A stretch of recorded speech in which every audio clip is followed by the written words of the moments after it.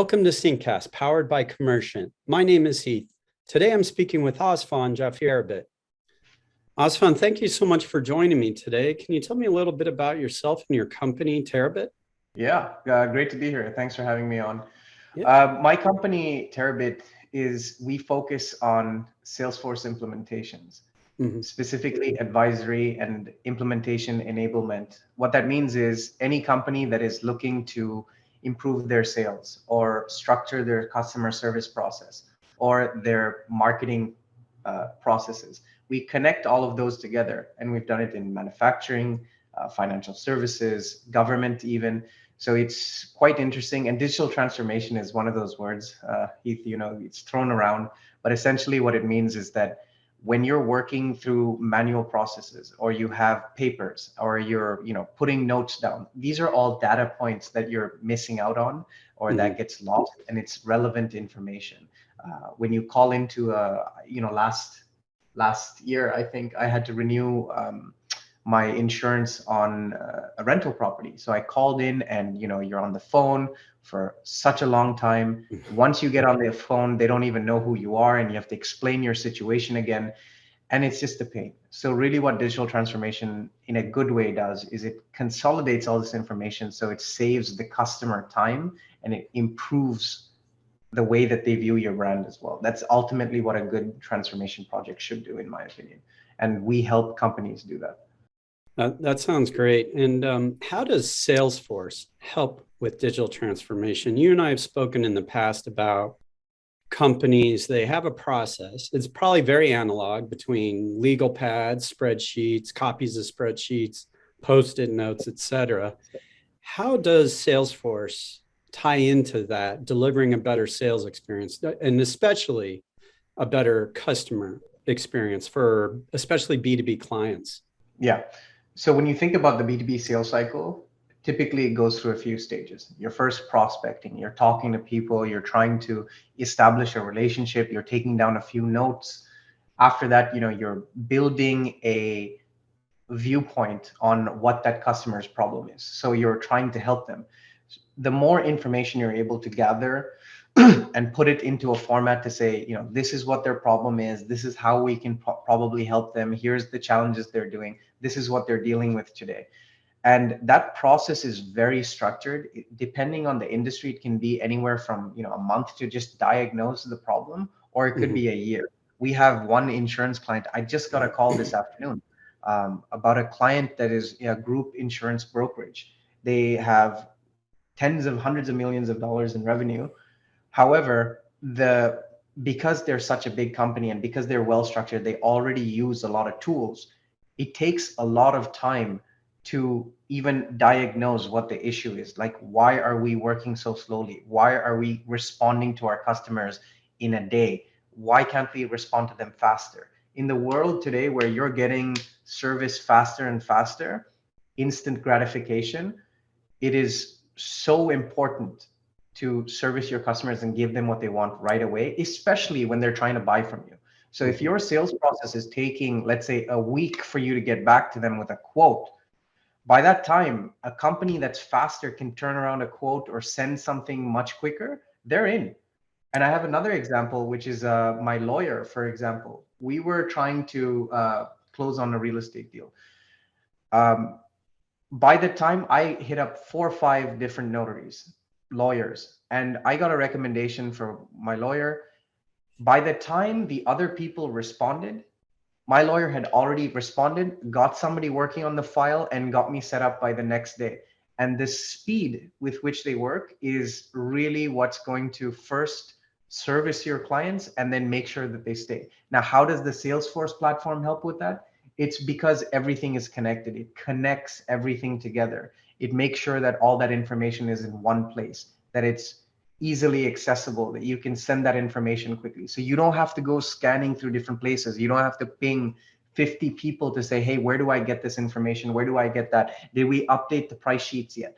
So that type of workflow is massively sped up by a platform that's so well integrated and has been dominating the industry for the last 20, 30 years, right? Since 99, I believe. So it's been a while, and it's there, and it's winning for a reason, because there's a strategy behind it. And the strategy is to make sure that everything we do is focused on the customer, to help them make sure that they have a better experience. It's faster, it's quicker, that it's accurate. And that's really what I think a good digital transformation and what the Salesforce platform does really well. Excellent. And I think you said something that you can draw parallels to with even a B2B customer company that you might help. For you, because the notary got back so late, not only did they lose out on that deal, you probably were going to have over who knows how many years, multiple deals with them that they lost. Maybe I just want to get one item, a book or something like that. And customers, I think now, even a B2B customer, they almost expect at least something to get back. They'll have some one-off sales, but they're going to have customers. Maybe they're not a regular customer in terms of every month they're buying, but they want to be able to take care of those customers when they do reach out. Or maybe a prospect may take a couple extra months, but Salesforce helps them to deliver a better, experience. Hey, call back this customer in 3 weeks. They happen to be on vacation. See, how was your vacation? That kind of, I think, touch that Salesforce can help a salesperson out just makes for better clients, happier clients, and more sales.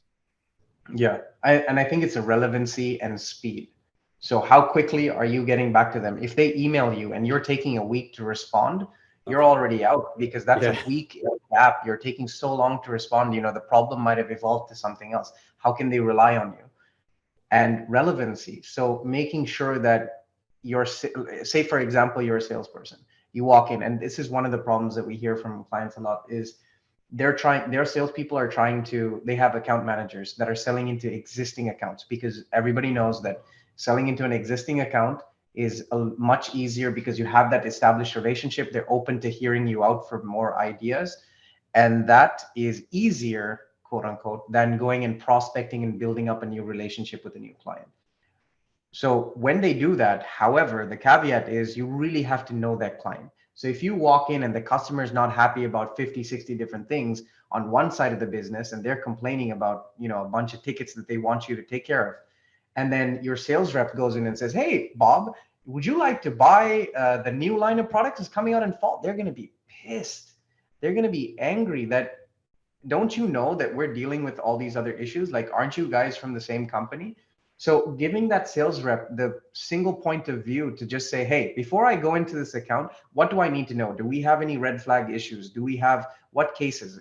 How is their sales performing? If we're tracking order volume against them, this is very common in manufacturing, is just because you sign a contract doesn't mean that customer is actually performing against that contract, because we give off discounts, or the client might say, if you buy 10,000 units a month, then you get a certain level of pricing. So that rep needs to be armed with all the information they need. And if they have to do 50 hours of homework in order to have a 10-minute meeting, it's just so painful. And then that doesn't scale, and your efficiency of your reps is quite low. Instead, imagine if you just go to one place, you look at the customer account, you can see, okay, the past 3 months your sales have been dipping, and why is that particular account? You can take a note against it. You don't have to make this rocket science. You just have to make it simple. You need to put it in one place, and that level of detail can be quickly achieved on the platform in Salesforce. And I think that level of strategic thinking is what we like to bring into the clients, and to say, hey, let's focus on these big issues. Let's not try to get it perfect, but let's try to make sure that at least it's answering these key questions for your reps, that your reps are empowered with that knowledge, so that when they go in to have these discussions, they're not just pinging IT, or they have the information quickly and it's relevant. So speed and relevancy is extremely important. Yeah. And the other thing I like is that now they have multiple apps and services, so you can do your marketing, you can even do your customer service. And I think that brings that point back to what you were saying, that are you guys in the same company? If we're tying in our customer support into Salesforce with their support cloud, they're going to be able to log in. Okay, oh boy, this is they have a red flag right here, and then the salesperson can take a look. And then I also love how something like Pardot can do that drip marketing, and it could be tailored to sound like it's coming from the salesperson. That's and right. It gives it that much more of that personal touch. And you know, yes, I don't have to face a salesperson when I'm dealing with Amazon. I'm looking at my phone here, but there are some things that I would have to deal with a salesperson, especially if I were a manufacturer. Anything that would keep me from having to jump ship, you know, one bad experience could make me start looking at a competitor, especially when there's a lot of money on the line. And one thing I think you and I had talked previously about that is such an advantage of Salesforce is if somebody leaves and you bring in a new salesperson, so salesperson goes, they're not going to be like, okay, I'm picking up all these accounts, and then it's like it could be days, weeks, even months before they're up to speed. I think you even shared with me that Salesforce kind of helps them hit the ground running, and they're ready to go almost from day one with those existing clients. Exactly. Having that information transfer across reps when somebody's on vacation or if somebody leaves, you don't want that data and that information that is, you know, built over so much time and effort and energy that's being spent into building that customer up. It leaves with the rep. Yeah, sure, the rep can have the knowledge, but the ownership of that information, that understanding of the customer's history with your particular company, that should remain within the system. And you can then, each new rep that comes in, they're also able to hit the ground running, and they can have access to that same information and continue the relationship. And that's what it's about. It's making sure that that relationship is relevant, and it makes make sure that the information that they have is recent as well. So it's, you don't want it to be outdated. You don't want it to be information from 6-7 months ago, and you're like, wait, what was the last thing that we did?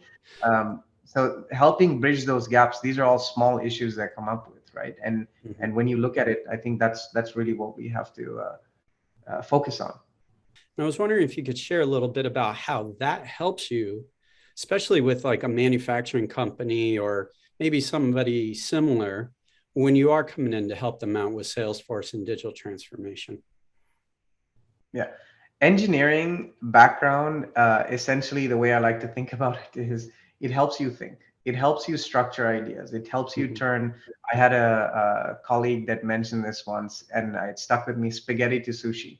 So you take a whole mess of things and then you make it clean and you lay it out just like, you know, you get your sushi on a plate and it's in nice lines. That's exactly what you do. So engineering helps you think in a certain way to structure your thoughts, structure your ideas, come up with some sort of a logic on how you're going to tackle these problems that you're facing. And that essentially, when we put that into the foundation of the company, the fundamentals of the company, how we approach working with clients, how we approach solving their problems, we like to look at it from okay, give me the full chaos version. Give me the day-to-day. I want to hear the messy details. I want to hear where it's working, where it's not working. Tell me everything.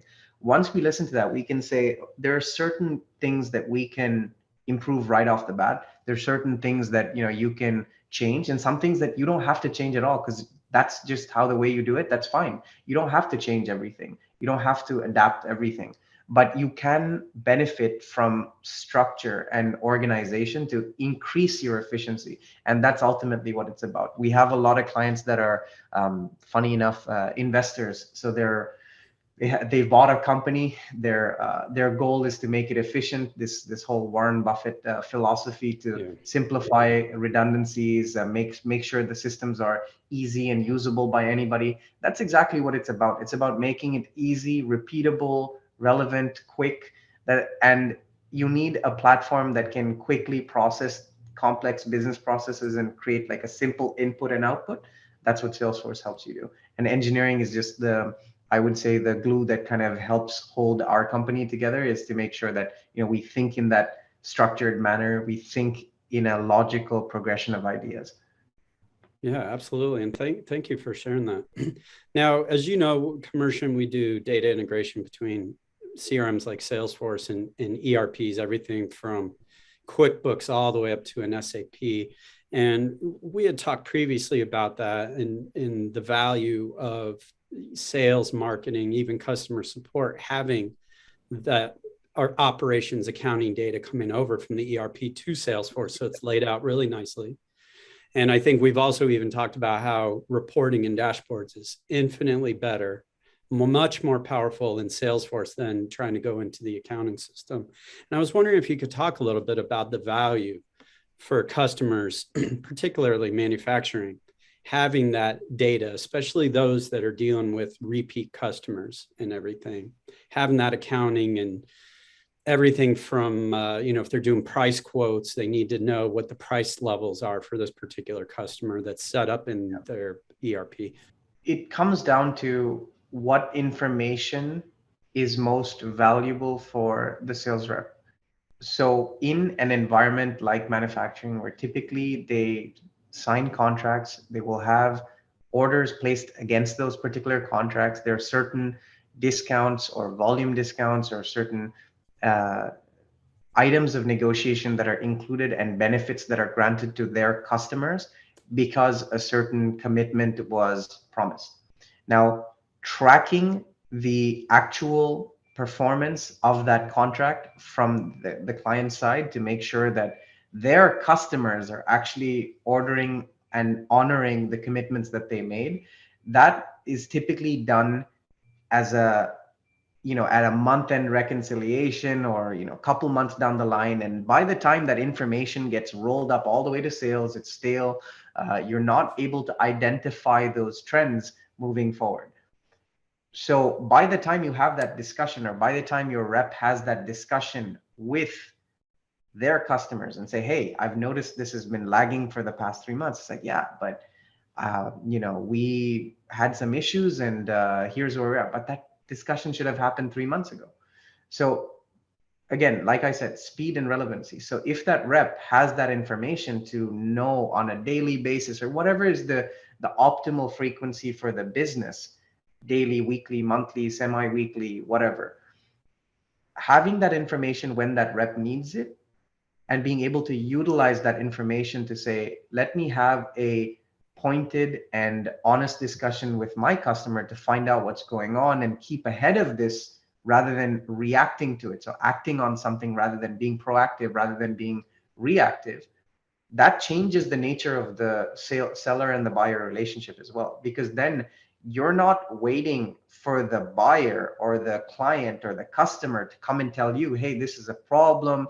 You already know what's going to happen. You already know that there's some issues. You already know that your performance of the contract or is not being met, the performance conditions. So what you can do then is you can structure a discussion, you can create a strategy and have a more leading discussion that rather than asking the customer, you actually come with facts and you're able to give solutions. And that's what the modern sales rep needs. Is it's no longer what do you want? It's like, I know what you need and I have a good idea based on what I'm noticing about your business, and tell me if I'm wrong, and that's okay. And that's a big difference in the framework of selling and buying that is happening in the market just because of digital transformation. It's not the same as the 60s where, let me sit down and you tell me what you need and I'm going to try to find something. No, the game is very different today. The game is more about, you got to know what I want and you got to give it to me because I don't even know what I want. And my business is too big. I'm doing 50 things. I don't want to talk to people who can't be pointed and give me relevant feedback or advice. So clients are considering sales reps more as advisors and consultants rather than salespeople or relationship. And it's funny, but I get this comment a lot. The clients are saying, I like that you don't really focus too much on the relationship side. And take me out to golf or this and that, because that's not what they value. What they're really valuing is the information. And then if a friendship develops from that, that's great. But I think that's a huge change in the way that people are selling. And I think tools like Commercient, tools like Salesforce that are really bringing these aspects of selling into the 21st century and beyond, it's super important. Awesome. Well, thank you so much. I really appreciate your time. And how can they find more information about you? Yeah, you can visit our website at terrabbit.com, TERRABBIT.com, and send us an email. It's on our website. Send us a form. Get in touch with us on LinkedIn. We're quite active, and just a conversation on what's happening in your business and how can you increase sales. What are the customer service issues? That's typically what we start with. And then if there's a fit, great. If not, then we say, hey, maybe you should look into some other solutions or whatever might work for you. So we're always open to meeting and talking to new clients, prospective clients, customers, partners. Awesome. Thank you for joining me on SYNCcast, and you take care. Yeah, take care. Thanks. Thank you for tuning in to SYNCcast powered by Commercient. Learn more about ERP and CRM integration with Commercient SYNC by logging onto commercient.com.